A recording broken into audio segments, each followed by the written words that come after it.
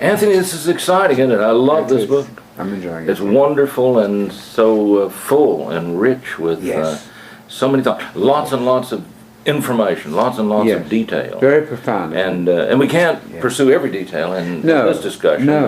But I think it's wonderful to read this writer and just capture the mind. I like to put myself in the place of one of his readers back then and think, wow, how wonderful it would have been to receive that. Interesting that, most people couldn't read in that day, too. Is that something? It's only really the leadership, perhaps, in the church that could actually read this stuff. Good point. We don't think about that sometimes. No, we assume everybody's reading books, but this is very, very mature, isn't it? And this guy has really worked at his Christianity. Great stuff. I love some of the themes that he has developed in this, the first 4 chapters. He and the superiority, the sufficiency of Jesus Christ is right off the bat. This is what it's all about, and he's just doing an amazing job of. Yes. I like what you were saying in summary too. People often, I think, take a misguided approach to all of this, saying, well, the writer is trying to establish that Jesus is God Almighty or an angel man or, some kind of a created angel-like being or something. He doesn't say any of those things, does he? No. Not once. It's amazing. The text that strikes me so interesting is that high priests are chosen from among men. From among men. I like that. It should be clear that God cannot be a high priest. I mean, that's just impossible. Yeah. The whole point is that he has to be a member of the human race to represent us before God. Of course. And, of course, to speak for God to us. And if he were an angel man, that's not us. No. We're not angel men, I suppose. It's not us. And we're not God men. No. So he can't represent it unless he's truly one of us. That's right. That's the reason that he had to be made like the rest of us are made as human beings. And also in 7:14, when we get to it, it's obvious that he's descended from Judah, isn't that? That's wonderful. I love that. It's very clear. It had never occurred to any of these writers that Jesus really pre-existed as an eternal being, much less as an angel. So I think this points to the degree of chaos, that we've arrived at 2,000 years later. We're trying to get some simplicity back into this. Yes. He's a man born supernaturally, descended from Judah and from Mary. Well, I like something you said earlier about, if his objective was to show that Jesus is superior and that he's God, all he had to say was right off the bat, hey, everybody, Jesus was God. Yes. End of discussion. Right. There's no reason to go on saying, and he's better than angels, and he's better, it's better than Moses. Better than Moses. I mean, isn't that rather obvious? Come on now, people. Yes.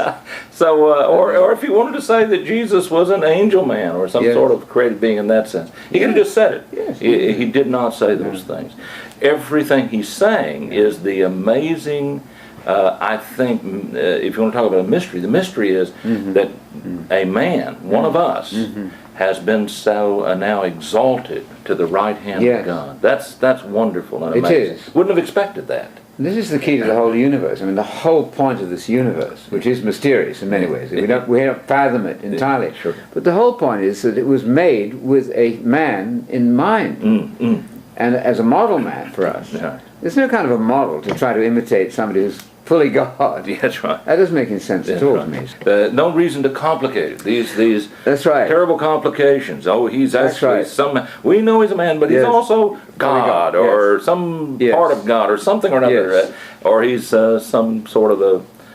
We don't know, angel being or something like that. We should mention again, I think, to remind ourselves in the first chapter that God did not speak, not speak in a son in the Old Testament time. That might suggest that there wasn't a son at that time. So he's the final word of God to us. Yeah. And my eye falls on 4:14. It says, Jesus, the Son of God. Well, does anybody think that Jesus was, the person Jesus was there before he was born? That's very strange. No. The Son of God is supposed to be God the Son in some systems. It's Jesus who is the Son of God. Yes. Son of Mary, Son of David, and the Son of God. If you could put those two things together then, recognizing that Jesus is the true human, begotten Son of God. Yes. And then recognize that God didn't speak through a son back in those days. Put those two things together and you're anchored in, I think. And there's no reason to go. Right. You know that everything else must match those two facts. That's right. That's the framework within which this whole thing operates. Yes. It's the intrusion of this strange God the Son that's a bit threatening because It's Satan who's trying to rival God. Yes. It's always Satan who's, I want to be God. Yep. And Jesus is never doing that. And when they say, well, you're making yourself out God, that's not right. He immediately refutes that. And I'm not. I'm only doing what God told me. And it's very strange for Jesus to be imagined to say, I am God, and as God, I'm doing what I'm told to do. That's right. I do exactly as I'm told. That's right. So That's right. this is the amazing thing, Dan, and that is that orthodoxy, in a sense, has adopted the hostile view of the Jews. It's the Jews who accuse him of making himself God. And evangelicals say, yes, that's what he was. And so all of a sudden, these enemies of Jesus, Yes. the adversaries, They got it right. They're the best theologians in all the New Testament. They had this thing, paradox? which of course isn't not true at true. all. That's No. right. That's amazing. There's that famous statement from Barrett, one of the commentators on John. He says, it's intolerable to think of Jesus saying, I'm God, and as God, I just do what I'm told to do. I do what I'm told to do. That's right. I love it. That's nice. Yeah. Well, shall we read then and Yes. continue with our 5th chapter? Right. Absolutely. The high wonderful. priest. You know, as I'm looking at this 5th chapter, I'm thinking, you know, maybe the fellow who divided this into chapters, maybe if he had dropped it back up to beginning the 5th chapter, verse 14, that would have been very nice. It would have been better, I think, yes. Because that's Exactly. where he introduces what he's really going to talk about, this business of a high priest, That's Jesus right. being a high priest. Yes. And it's still in Psalm 110, isn't that? Oh, yes. We've done That's the right. first verse. Yeah. He keeps alluding to that, but now we're into the 4th verse or so, where Of you Psalm are a 110, priest according to the order of Melchizedek. Next topic. Yes, exciting stuff. Well, all right, let's begin. And we remind ourselves then that he has just said that we have a great high priest in verse 14 of the 4th chapter. He's passed into the heavens. Jesus, not God, not an angel man, but Jesus, the Son of God. And he says, because of this, let's hold fast. Let's hang on to our profession. And our confession, he may say. We don't have a high priest who can't be sympathetic, if you will, to our weaknesses. He really can, because he really was truly one of us. He's been tempted in all things like we are, without sin, and that's wonderful. He achieved that we fall short in. So that's wonderful. A perfect man can do that. I mean, that's the standard, isn't it? Not that we make that standard fully. We're not sinners clearly, but it is possible to resist temptation if you live life correctly. Surely. And he did, and that's wonderful. Therefore, let us draw near with confidence to the throne of grace, so that we may receive mercy and find grace to help in the time of need. So he's encouraging the people. I love it. But it has to do with this high priest business, doesn't it? Yes. We have a high priest. Right. And this is something different from what was going on under the law of Moses. So he's encouraging these Christians to think differently about this matter and hold to a faith where we have a high priest, not like those fellows over there at the temple. This isn't about that. Develop this whole thing of a completely new form of Torah, and this is very radical for some people. The priesthood under Levi, it failed because they died. You know, they had to be replaced all the time. But this guy didn't work out so well, did it? And he's from Judah. Imagine that. And no priest comes from Judah. That's right. Or didn't until this time. Until now. A new thing. Yes. Oh, so let's read then. The 5th chapter, verse 1. For every high priest taken from among men is appointed on behalf of men in things pertaining to God, in order to offer both gifts and sacrifices for sins. He can deal gently with the ignorant and misguided, since he himself also is beset with weakness. Wow.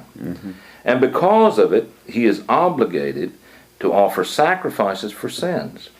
As for the people, so also for himself. And no one takes the honor to himself, but receives it when he is called by God, even as Aaron was. So also, Christ did not glorify himself so as to become a high priest, but he who said to him, "You are my son. Today I have begotten you." Just as he says also in another passage, "You are a priest forever, according to the order of Melchizedek. Yes. Wow, so he's launching us off here, isn't he, into some amazing understanding. He's keen on Psalm 2 because we already had Psalm 2 in chapter 1. Yes, yes. One of the proofs of Jesus is not only God is going to have a son, 2 Samuel 7:14, but in Psalm 2, you have become my son. I've begotten you. I've begotten you. And the text there in the Hebrew of Psalm 2 actually says, I've said in regard to you.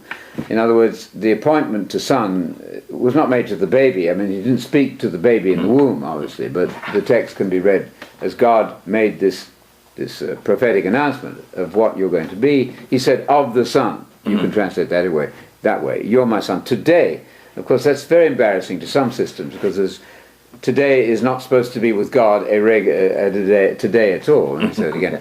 With God, today is supposed to be endless time. And that's where we've really made that very difficult. Not that hard. So he's telling us then, after he has said at the end of the 4th chapter, we have a high priest. He is wonderful. He is Jesus. He is the Son of God. Yes.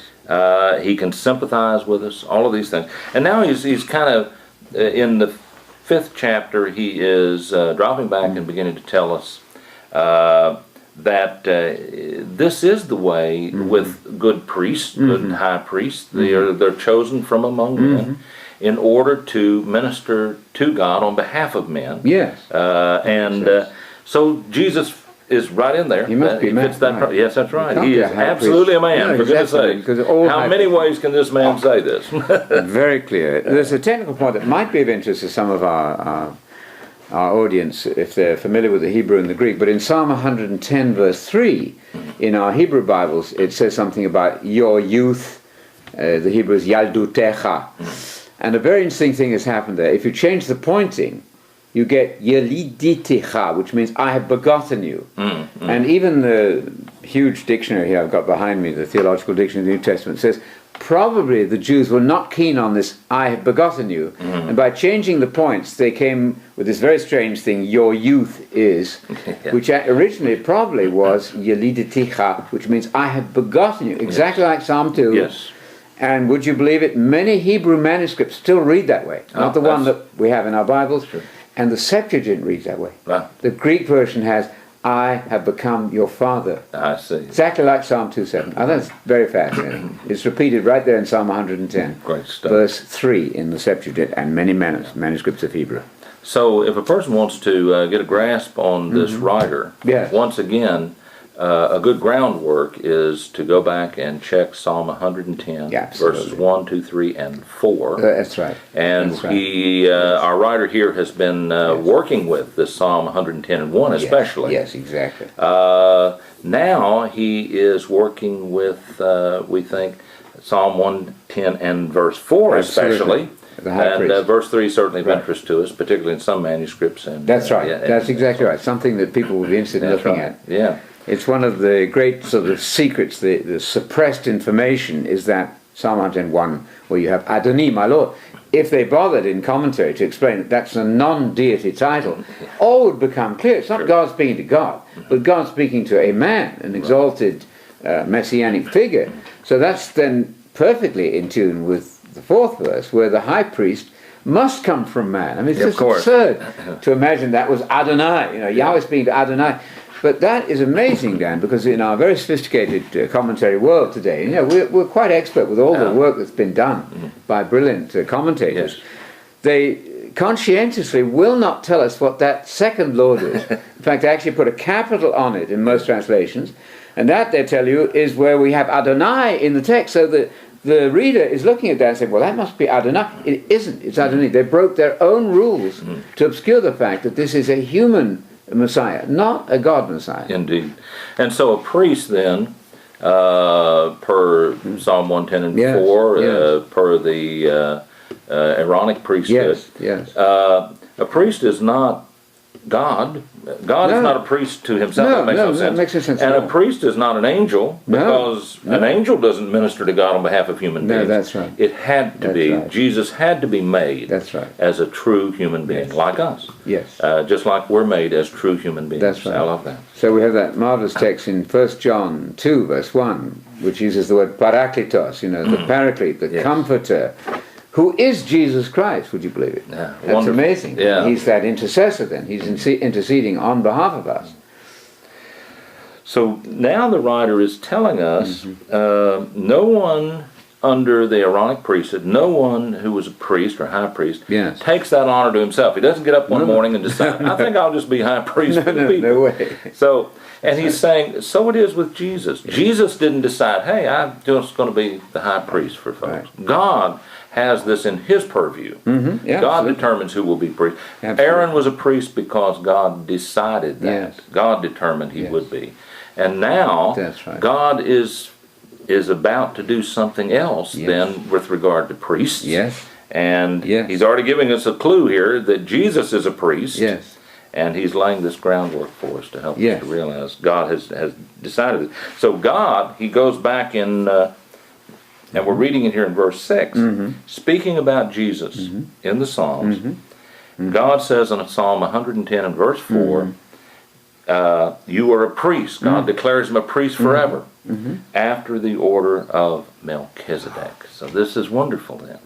But not after the order of Aaron. That's right, yes. The Aaronic priesthood was by descent from that family, wasn't it? It was fixed in a given family. Right. But Melchizedek was not an Aaronite. Right. He wasn't a Levite. So this is a brand new thing That's we're right. getting to here. Yeah.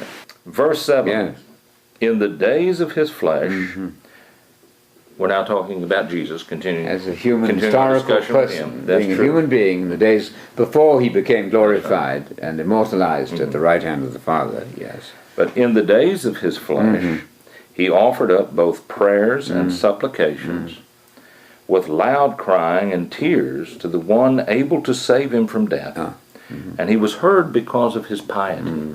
Wow. That's a lesson for us, isn't it? Then? Yeah. We better be doing things right, doing life right to have our prayers answered then. He was heard because of his piety. Yeah. So I suppose if Jesus had not been filled with this piety, Yes. he might not have been heard, I That's right. suppose. That's interesting, That's isn't it? Yeah. Yeah. He was heard because of his piety. Yes, that is right. I love that. Yeah. It is, yes. And I think puts some pressure on us as followers of Jesus. Yeah. That we approach God with trepidation, and we better be right in order to have our prayers answered. Yes. That's right. Yeah. Verse 8, although he was a son, Yeah. he learned Oh, obedience my from the things Yeah. which he Isn't suffered. that amazing? Wow. So he was a son, which is a place of honor, Yes. a station of Yes. honor in any family. In any, a son has a great station, great place. And Jesus was a son. Yes. Yes. But and truly, the begotten Son of Yes, God is what he was. absolutely. But he, even though he was in that station, he learned. Yes. He learned obedience. Isn't this Wow. marvelous? This is also the image of the apprentice with Dad. You learn Oh, the yes, trade, of course. but you learn obedience, Yeah. and it's what we do with our children, isn't it? We train them, or should train them. But this is hardly, a sinless God Yeah. who's learning obedience. It's so complicated. You mentioned the word complication earlier. It's fearfully complicated to try to say, well, when we talk about the God part, when we talk about the man part, I mean, it becomes a nightmare of complexity and makes the whole story distract really from the main point. I think that theory. Wow. Yeah. Well, I love this story as it really is. When I think about Jesus being truly one of us, God's Son, but nevertheless truly a human son. Yes. And then that amazes me, I think. Yes. And that all of this that he did Yes. was to take the leadership Yes. for the rest of us Yes. with God, and to minister to God Yes. for the sake of the rest of us. Isn't that amazing? At his life even, we don't really visualize this well. His life is an example of learning from suffering. And we can imagine that for ourselves, I think. But this is equally true of Jesus. He's actually learning to be better than he was yesterday. He never sinned. Yeah. But he's gaining maturity Yes. through the things that he suffered. Well, I like this, like in the Luke 2, where Yes. he was subject to Yes. his mom Right. and to Joseph, Right. his stepfather. Yes. And but then he grew Yes. in favor Isn't with that God amazing? and Yes. with men. Yes. I love that. So here's growing going Yes. on, Yes. and Yes. he's growing in favor Yes. with God. There's an image there, apparently, in the commentaries they point out, it's to do with metal. When you beat metal, it sort of extends it in some way. And there's an image there of Jesus going forward, maturing Yes. from his experiences. Wow. I Yes, love it. It's amazing. Yeah. And this makes no sense if he's God or some superhuman heavenly No. being on earth or No. something. Makes no sense at all. No, No. absolutely, exactly.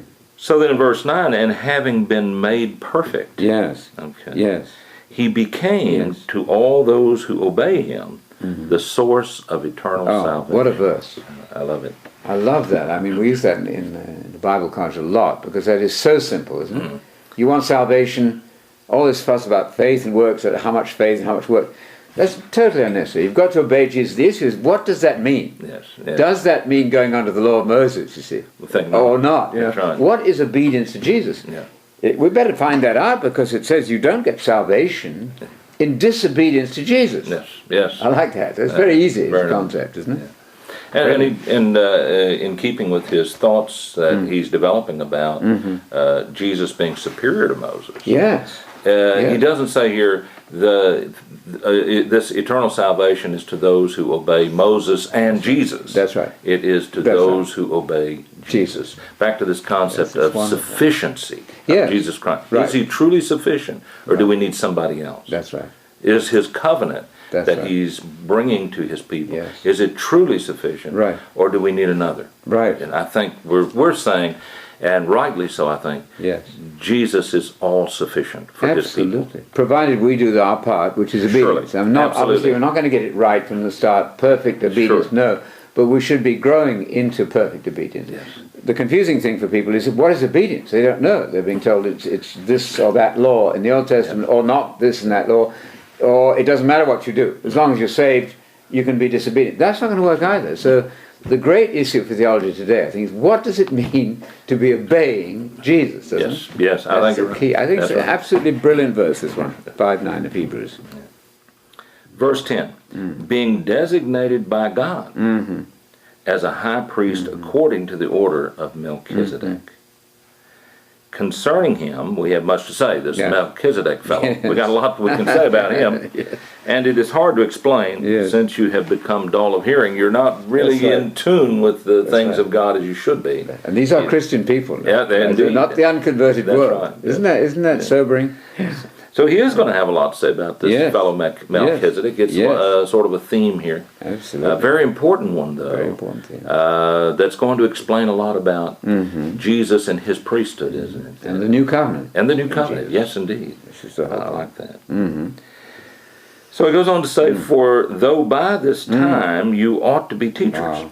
No. You have need again for someone to teach you the elementary principles of the oracles of God. And you have come to need milk and not solid food. Wow. Striking, isn't it? It is. Right. What does it say about our work in congregations? We better move forward and become more mature. We might just be resting on the elementary things. It's not sufficient. If we're not going forward, we're going backwards. Yes. That's very threatening. And after a while, if you're not going forward, Yeah. you'll lose the grip on the elementary That's right. essential things that you Yes. did know or should know. And here he's saying, you have need that someone teach you Right. again the elementary things. You cannot stand still in Christianity. Yeah. You have to move forward. If you're not moving forward, you're inevitably going backwards. Isn't that I right? like There's that. no standing still. It reminds me of that chapter again where it says, we're warning you lest you drift away. The image there is from various Greek sources. A ring can fall off your finger.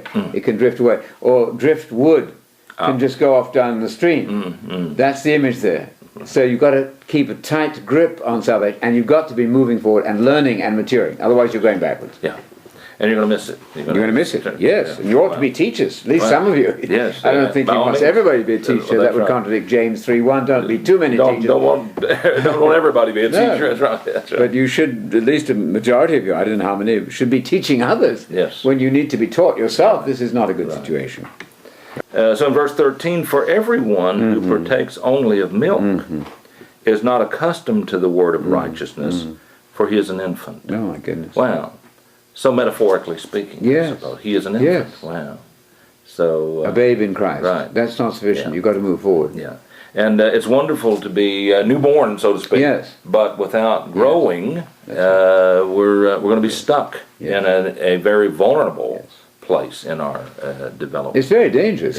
We're coming now, to these great threatening passages where he really gets tough. If you don't go forward, you're in danger of losing out on the salvation that you've embarked on, and that's very, very serious material.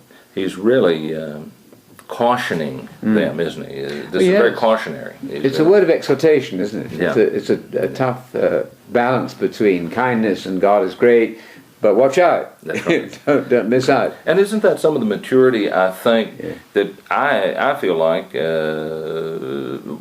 we as Christians today are often missing? I think so. We want to seize on the love of God and God's kindness and miss the fact that He is a God of judgment. That's right. And that we want to seize upon His goodness and miss the fact that there is a judgment of God to all who do not do well. That's right. We don't hear preaching as much on that side. And of what about this word of obedience that you're mentioning? I think I find that very striking. Obedience to Christ. Yeah. There's so much discussion, I think endless discussion about what do you have to do to be a Christian. It isn't that hard. You've just got to determine what does it mean to obey Jesus. That's the whole story. Yeah. And then you just summed up so well the text in Romans where Paul says, behold the kindness and the severity of God. Yes. That's exactly that balance that you described. Paul kept that balance, didn't he? He did. Yeah, and this writer does too. Right.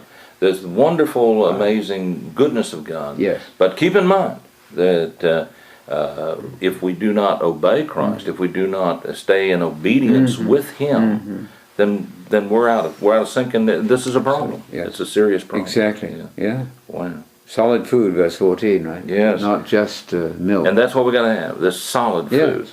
But solid food is for the mature, who because of practice have their senses trained to discern good and evil. Yes. They know them and they understand the difference in those two things. Right. That's a good thing, isn't it? Yeah, in it the sure Garden of is. Eden, they weren't to get to that too quickly. They weren't to eat, and get the good and evil thing worked out. They weren't ready for that. They would be like God if they had it. But we should be like God now, as Christians, learning to discern truth from error, good from evil. I think so. Yes. Well, and it's interesting to me, Anthony, this writer is, he's really bearing on these issues and working with all these matters. But one of the things that he's not going to be telling people in the entirety of this book is, I want you to be keeping the Sabbath days and keeping the holy days and keeping the law of Moses. Exactly. We haven't read that yet, and we're not going to in the entirety of this book. So wouldn't it be something, if that's not obedience to Christ, and according to this writer, he's not picturing that for us. Yes. Then, if we're on into that, that's not mature. Not at all. It's going backwards, in fact. Oftentimes people think, well, I'm very mature. I'm going to do the law and I'm going to do this. But that's not maturity. Not at all. And it's not the place that we should come to. He's not wanting people to teach the law. He's wanting people to teach Christ. Yes, the Torah of Messiah, not the Torah of Moses. Not the Torah of that Moses. distinction is being lost, as we know, in our time in various groups. And it's a very serious issue, because you're going back under Moses. You are inevitably regressing from Christ, and that's the ultimate apostasy. So, you can say, well, I'm keeping the new moons now. Look how good I am, because God said we're to keep the new moons. Actually, you're not doing well at all. You're disobeying Jesus by obeying the Torah of Moses. Isn't that amazing? And seeing Jesus as not being sufficient. That's right, yes. His sufficiency is what's at stake. Do we really believe that He is our teacher? Do we really believe that He is sufficient as our teacher? Yes. Or do we have to look to another? I think we don't want to provoke God to jealousy.